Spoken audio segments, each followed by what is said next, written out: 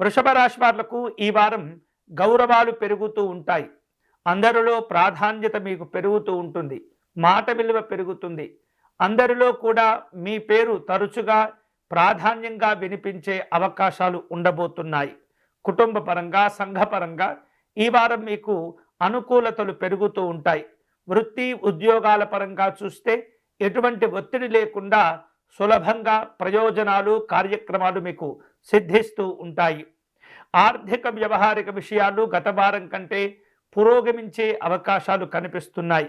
అయితే వృషభ రాశి వారు ఖర్చుల విషయంలో తొందరపడకుండా ఆచితూచి వ్యవహరిస్తూ మీ కార్యక్రమాలను పూర్తి చేస్తూ ఉండాలి.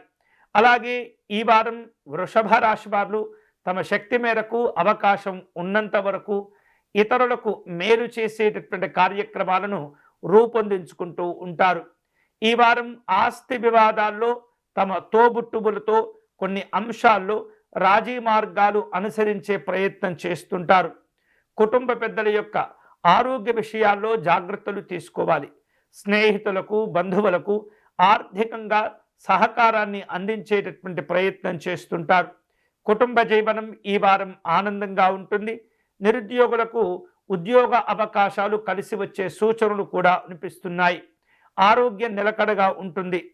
ఈ వారం విద్యార్థులకు శ్రమ పెరిగేటటువంటి సూచనలు కనిపిస్తున్నాయి. ప్రేమ, ఆప్యాయతలు, అనుబంధాలు మంచి సంతోషాన్ని ఇస్తుంటాయి. వృషభ రాశి వారు ఈ వారం శుభకరమైనటువంటి ఫలితాలను పొందేందుకై వెంకటేశ్వర స్వామి వారిని పూజించటం మంచిది.